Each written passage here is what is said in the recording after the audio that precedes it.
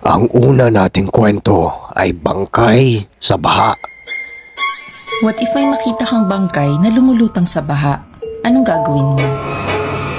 Ako nga pala si Jean Traquena Liwag. Palayaw ko ay Jeannie.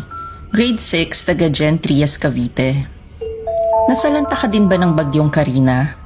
Marami sa atin ay naapektuhan ng baha, tulad namin. Ngunit nung humapo na ang baha nung Miyerkules, nagulantang kami sa aming nakita. Napakaraming basura ang naipon sa aming bakuran. Kailan kaya tayo matututo? Paulit-ulit na lang tayong binabaha dahil na rin sa kapabayaan natin, lalo na sa mga basura.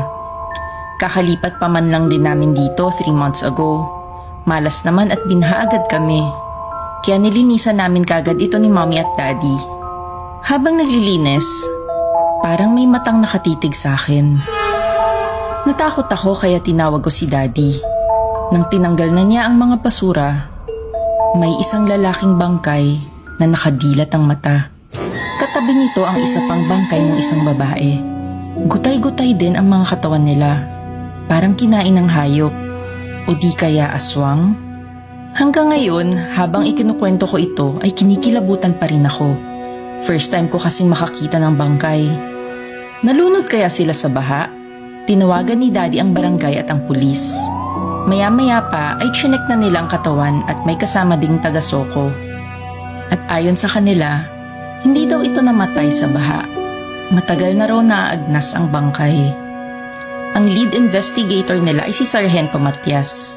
Di rin nila ma-identify ang mga katawan dahil wala silang mga IDs o anumang bagay na makakapag-identify sa kanila.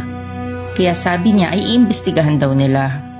Ginawa din nilang suspect si mommy at daddy dahil nakita ang mga bangkay sa bakuran namin. Sino kaya ang pumatay sa kanila? Kala ko naman nalunod sa baha. Kinabukasan, bumalik si Sargento sa amin. Sabi niya na ang 2 bangkay daw ay ang dating umuupa dito sa nilipatang bahay namin. Kala ng may-ari, umalis na ang mga ito dahil nagbayad naman at nagpaalam sa kanya. Ang hindi niya alam ay inilibing ng buhay ang mag-asawa sa bahay na ito. Chinek niya daw ang CCTV sa barangay at baka makita ang huling nakasama ng mag-asawa bago sila nawala. At pagsapit ng hapon, meron daw siyang nakita sa CCTV footage. Ang huling bisita daw na mag-asawang namatay ay kilala bilang alias Pedro. Hindi raw nila alam ang tunay na pangalan, pero matagal na daw itong wanted sa iba't ibang pagpatay. Killer daw ito talaga. Kaya tigilan na daw namin ang hinalang aswang ang killer. Nakakatakot ang balita ni Sargento. Mamaya, baka kami ang patay ng killer na to. Papalawakin daw nila ang manhunt sa killer kaya nakampante naman kami sa sinabi ni Sargento. Makalipas ang ilang araw, hindi nagre-reply si Sargento sa mga text ni tatay. Ang huling text niya kay tatay ay nakita daw niya si alias Pedro sa isang apartment sa Pandacan. Kaya agad kaming pumunta ni daddy sa police station at sinabi rin nila na hindi pa nga raw nakakabalik ang team ni Sargento Matias. Sumama kami sa mga pulis sa last location ni Sargento. Parang ayoko na ngang sumama dahil natatakot ako, pero gusto kong makita ang killer. Pagpasok namin sa apartment sa Pandacan, walang ibang tao at nakaupo sa isang silya si alias Pedro. Nagyoyosi ito at nanlilisik ang mga mata. Maraming bakas ng dugo sa dingding pero walang katawan. Nagsalita ang mga pulis na kasama namin. Pedro, inaaresto ka namin sa kasong pagpatay. At nasa na si Sargento Matias at ang mga kasama niya? Sagot ni alias Pedro, tingin niyo ba ako ang mamamatay tao? Ang mag-asawang yon ang tunay na killers. Itanong niyo sa barangay kung ilang bata ang nawala simula nang lumipat sila doon. 10. Sila ang mga tunay na aswang at ako ang mananabas ng mga aswang. Ako ay isang mukabang. Kaya kung gusto niyong mabuhay, umalis na kayo.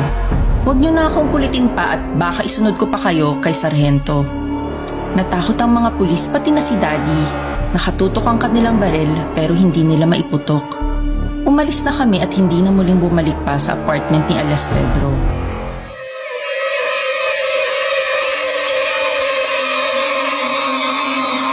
Ang susunod nating kwento ay The Drowned.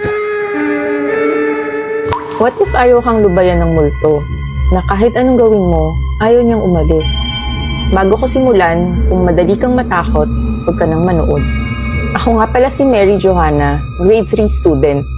Kakalipat lang namin sa bagong Encarnacion Condominium, dito sa Balanga. Masaya ako kasi merong swimming pool dito. Araw-araw ako nagsiswimming right after school, kaso lagi akong inaabutan ng gabi. Dahil madalas akong nasa pool, naging kakwentuhan ko na yung lifeguard, si Kuya Nestor.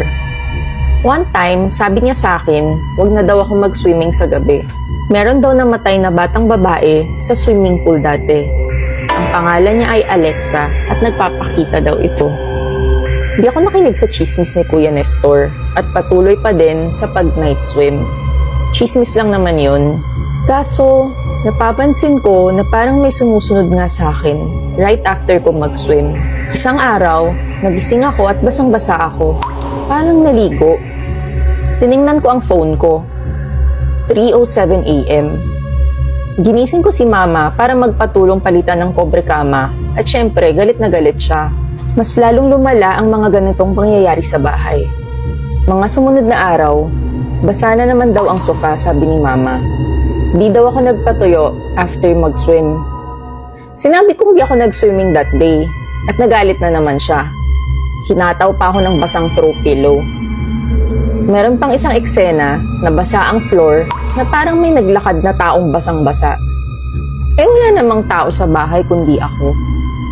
Agad akong tumakas at umalis ng bahay kaysa mapagalitan na naman ako ni Mama at Papa.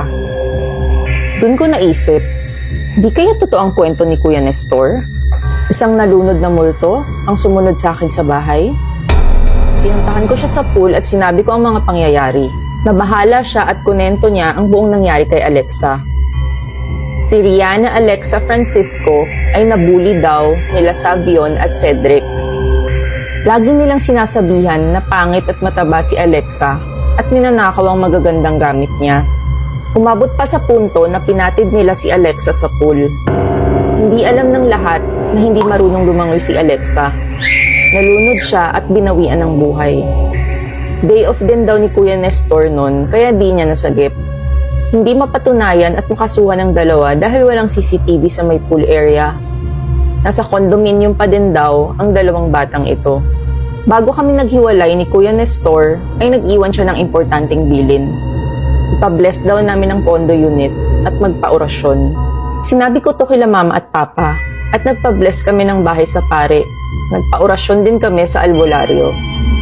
At sa kabutihang palad, tumigil din si Alexa matapos ang 2 linggo.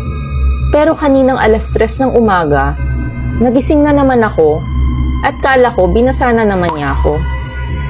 Pero hindi. Masakit ang hita ko at ang daming dugo. Pagtingin ko, may nakaukit sa aking balat. Patayin mo sila. Agad akong sinugod sa ospital ni Mama at Papa. Di nila alam ang gagawin. Sabi ko, gusto ni Alexa ng justice. At ang pagpatay lang sa mga bulis na to ang solusyon para manahimik si Alexa. Sinampal ako ni Papa at wag ko daw yung gagawin. Hahanap daw siya ng paraan para makasuhan ng mga batang yun. Sabi ko, kung ayaw nila, ako na lang. Ito lang ang paraan para matahimik ang pamilya namin. Pagka-uwi namin galing sa ospital, tinanong ko si Kuya Nestor kung kailan magsiswimming si Cedric at Savion. Sabi niya tuwing Friday, kaya inabangan ko sila kinabukasan. Kinuha ko ang mahaba naming extension cord at vacuum cleaner. Masayang naglalaro sa pool si Cedric at Savion. Sakto, walang ibang tao sa pool kundi sila lang. Pinuksan ko ang vacuum cleaner at kinagis ito sa pool. Pero nakita pala to ni Kuya Nestor. Sinubukan niyang saluhin ang vacuum cleaner bago ito bumagsak sa pool, ngunit di na ito inabutan. Nalaglag din siya sa pool at nakuryente silang 3. Tumakbo ako paalis bago pa may makakita sa akin. Namatay daw silang 3, balita ng guard sa amin. At chismis din ng guard, baka na-karma daw si Kuya Nestor at kasalanan din daw nito kaya hindi nasagip si Alexa dati. Kinagabihan, naiyak ako at nagsisi sa ginawa ko. Tama ba ito? Para lang manahimik ang multo ni Alexa? Pagsapit ng 3 a.m., nagpakita sa akin si Alexa for the first time. Basang-basa siya at walang mga mata. Nagpasalamat siya sa akin. Ngumiti. at biglang tumawa. Bakit siya tumawa? Tama ba ang ginawa ko? Pinaghiganti ko ba siya o niloko lang ako ni Alexa para pumatay ng tao?